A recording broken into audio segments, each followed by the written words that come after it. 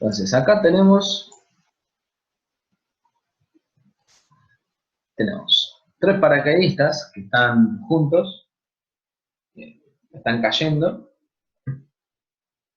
y se empujan entre sí, ¿no? Entonces, acá lo que vamos a dibujar es un sistema de coordenadas x, y los paracaidistas que se empujan entre sí se mueven después de empujarse con estas direcciones. Y x, vamos a... Uno se mueve con dirección al norte, o sea, dirección de y, otro se mueve con dirección al este, o sea, en dirección de menos x. Y lo que nos pregunta es, ¿en qué dirección se moverá lo primero que nos pregunta es qué dirección se moverá el tercer paracaidista? ¿Cómo les parece que se puede determinar en qué dirección se moverá el tercer paracaidista?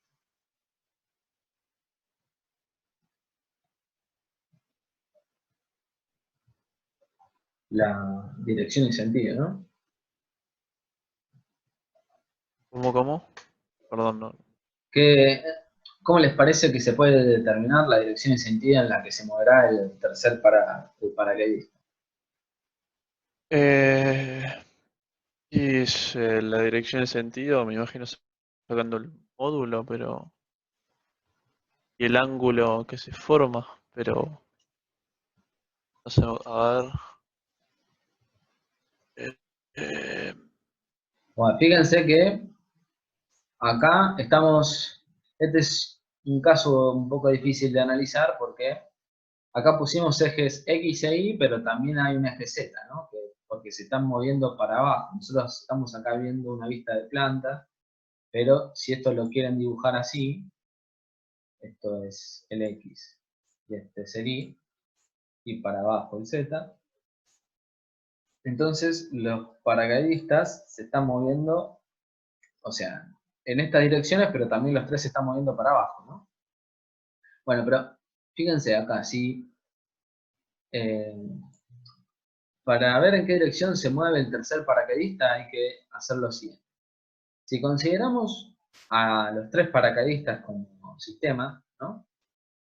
Fíjense, podemos ver, trabajar con la cantidad de movimiento para ver si con eso determinamos la dirección y sentido, ¿no? Porque la cantidad de movimiento tiene incluida adentro la velocidad. Entonces, fíjense que si para trabajar con la cantidad de movimiento hay que hacer un análisis de fuerzas externas. Entonces, la sumatoria de fuerzas externas en el plano XY es cero, ¿no? Porque si los tres paracaidistas son un sistema, entonces las fuerzas, debido a su movimiento en Y y en X de estos dos, es debido a fuerzas internas, ¿no? No a fuerzas externas. Lo que sí, hay una fuerza externa en Z, que es debido al peso. Y no hay nada que lo contrarreste, ¿no? Por eso se está moviendo en Z para abajo. Entonces, ¿qué es lo que pasa acá? Que en X y en Y, la cantidad de movimiento se conserva, ¿no? Porque la sumatoria de fuerzas externas en X es igual a la sumatoria de fuerzas externas en y esto es igual a 0. No se conserva en Z. Sumatoria de fuerzas externas en Z son distintas de 0. Entonces nosotros ya sabemos que esto es igual a la derivada de P respecto al tiempo en Z. Entonces, ¿qué pasa con la cantidad de movimiento? Se conserva en X y en Y, pero no se conserva en Z. Bueno, entonces como ya sabemos que la cantidad de movimiento se conserva en X e Y, entonces podemos con eso determinar la dirección y sentido del movimiento del tercer paracaidista. ¿Qué quiere decir? Que si este paracaidista se mueve en Y, entonces la velocidad del tercer paracaidista va a tener que tener una componente en I hacia abajo, ¿no? Para que se conserve la cantidad de movimiento I. Entonces, eso lo podemos dibujar acá. Esto va a tener que tener una componente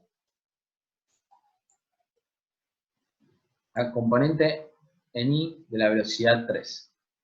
Y si a este le podemos llamar B1, a este le podemos llamar B2. Y fíjense, si el primer paracaidista se mueve en X negativo, entonces para que se conserve la cantidad de movimiento, el paracaidistas 3 se tiene que mover también en X. Entonces la dirección y sentido en el plano XY del tercer paracaidistas es en esta dirección.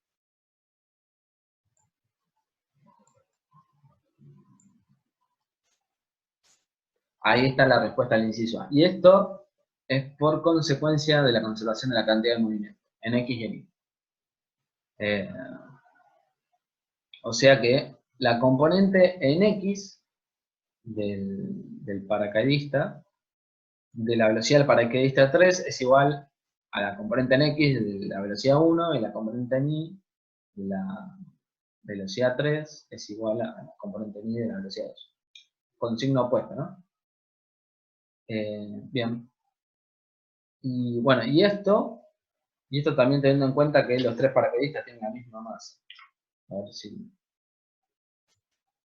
los tres paracaidistas, a ver si tienen la misma masa. Este era el ejercicio 8. Bueno, no nos dice que tiene la misma masa. Así que el módulo puede ser distinto, pero sí sabemos que la dirección va a ser la misma. O sea que, traducido eso ahí en el enunciado. O sea, este módulo no es igual a este y este módulo no es igual a este, seguramente porque las masas no son iguales. Pero sí sabemos que B3 va a tener esta dirección, B3 en X y B3 en Y va a tener esta dirección. Eso sí lo sabemos nosotros. Para que se conserve la cantidad de movimiento. Bien. Entonces, con eso determinamos la dirección. Después, entonces, lo siguiente que nos preguntaba era hallar el módulo de la cantidad de movimiento 3. Bueno, entonces, ahora sí, esto que lo hicimos gráficamente lo hacemos analíticamente. Decimos que la cantidad de movimiento en X inicial es igual a la cantidad de movimiento en X final. La cantidad de movimiento en Y inicial es igual a la cantidad de movimiento en Y final.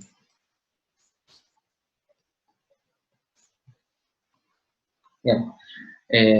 Luego, fíjense, esto, acá lo que hay es un análisis para un instante antes, para un instante anterior y posterior, ¿no? Que es el que siempre solemos hacer. Fíjense, la cantidad de movimiento inicial en X es 0, ¿no? Porque no se movía el paracaidistas. No se movía ninguno de los paracaidistas antes de que se empujen en X y Y. La cantidad de movimiento en X final, bueno, va a ser la cantidad de movimiento de este,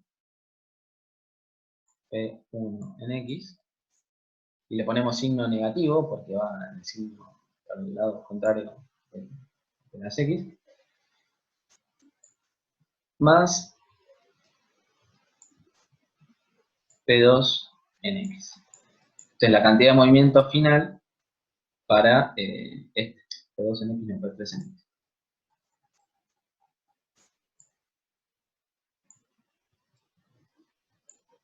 La cantidad de movimiento final para este paracaidistas, ¿no? En X. Bueno, en Y después va a ser 0, en Y antes de que se empujen, y después de que se empujen, bueno, va a ser P2 en Y, ¿no? Y positivo porque va para arriba, menos P3 en I. Y negativo porque va para abajo. Bueno, de acá entonces pueden determinar la cantidad de movimiento del paracaidista 3 en X y en Y. Bueno, entonces la cantidad de movimiento del paracaidista 3 en X va a ser P1 en X.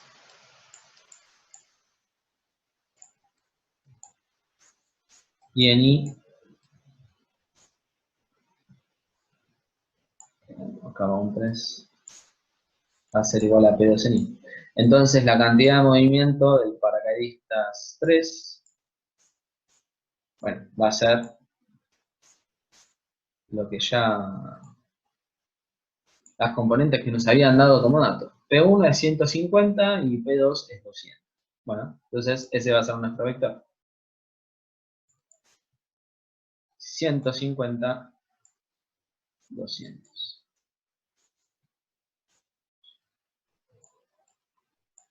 Newton por segundo. Bien, ¿hasta ahí se entiende? ¿Alguna duda hasta ahí? Sí, se entiende. Bien. Bueno, entonces ahí hicimos el inciso B. El inciso C preguntaba, suponiendo que los paracaidistas tienen masas iguales, de 80 kilos, ¿cuál es la magnitud de la velocidad del paracaidista 3? A los tres paracaidistas, ok. Bueno, entonces esto se calcula fácil con utilizando la definición de cantidad de movimiento, ¿no? Fíjense, si nos dan la masa y ya sabemos cuál es la cantidad de movimiento en X y en Y, bueno, entonces después lo que hacemos es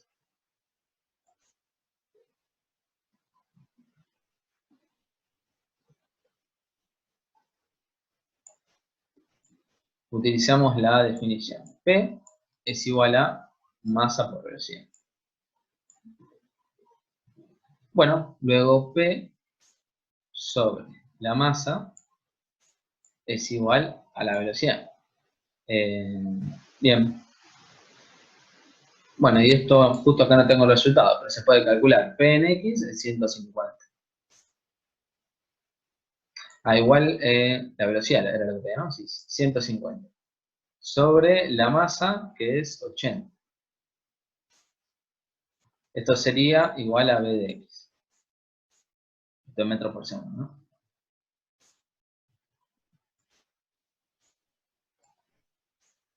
Y B en Y lo mismo. B en Y les quedaría 200 sobre 80 metros por segundo. Esas serían las componentes de la velocidad del paracaidistas 3. Entonces, paracaidista 3. Perfecto. ¿Qué más? Después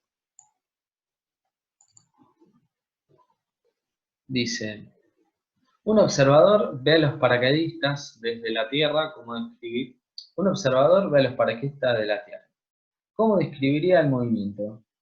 Y las variables cinemáticas, posición y velocidad de los paracaidistas y del centro de masa antes de que se abran los paracaídas, analizar si se puede despreciar la resistencia de él.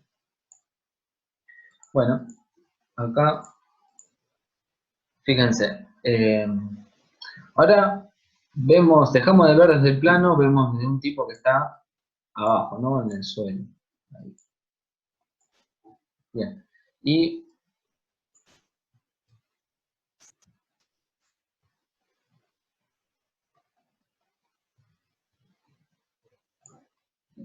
analizamos el movimiento, ¿no? De los tres paracaidistas. Fíjense que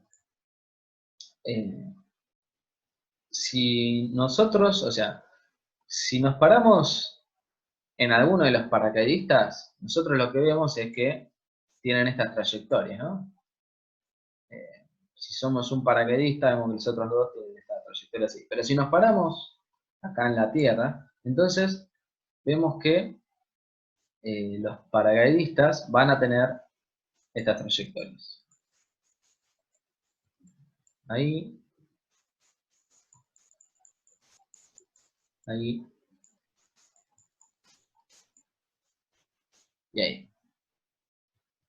Esas trayectorias son las que tendrían los paracaidistas. Bien. Entonces, bueno, acá hacía varias preguntas. Decía, allá el módulo de la... No. Dice, ¿cómo describiría el movimiento? Bueno, el movimiento sería como el que ya vimos en otras guías, que es un tiro parabólico, ¿no? Fíjense, visto por esta persona, este movimiento es equivalente al de un tiro parabólico, ¿no? Que va a tener una velocidad en X, una velocidad en Y y una velocidad en Z. Bueno, acá medio complicado.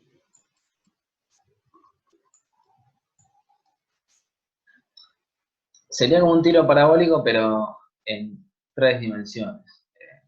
La velocidad en X y en Y son constantes y la velocidad en Z es de una aceleración. Y esa aceleración es la de G.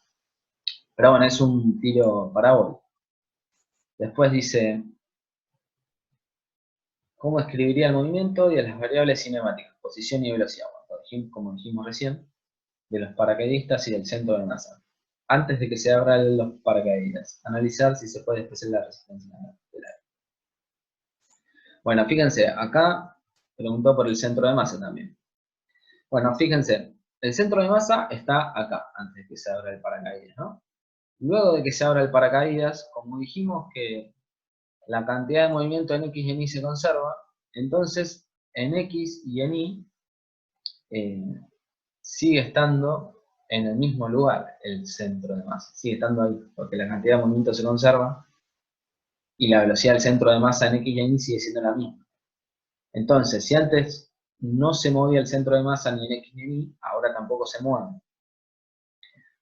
Pero fíjense que la sumatoria de fuerzas externas en Z no es cero, es distinto de cero. Entonces, el centro de masas, la velocidad del centro de masa no se conserva en Z. O sea que si antes estaba en reposo, en este caso cada vez se va a empezar a mover más rápido hacia abajo, ¿no? El centro de masa. O sea que el centro de masa se mueve en el eje Z, con una aceleración igual a G. O sea que la aceleración del centro de masa, no, por las dudas, no pongamos que G, sería con una aceleración que es debido a G, ¿no? Bueno, habría que calcularlo. Pero, bueno, pero sí. Pero bueno, eso es lo importante. El centro de masa se mueve sobre el eje Z, no sobre el eje X. Y esto tiene que ver con la conservación de cantidad de movimiento en X y en Y y la no conservación de cantidad de movimiento en el eje Z. Bien, más o menos hasta ahí estaríamos con el problema de este. Bueno, bárbaro. Perfecto. Bien, ¿alguna duda más? No, yo no tengo ninguno más. Era el único que me había quedado colgado. Perfecto. De última, cualquier cosa en el Classroom pregunto. O por el grupo de WhatsApp. Listo. Yo dejo igual, dejo abierta la sala, la dejo sin video y listo, y si me tienen alguna consulta, me pueden hablar. Vale, buenísimo. Muchas Yo gracias. hasta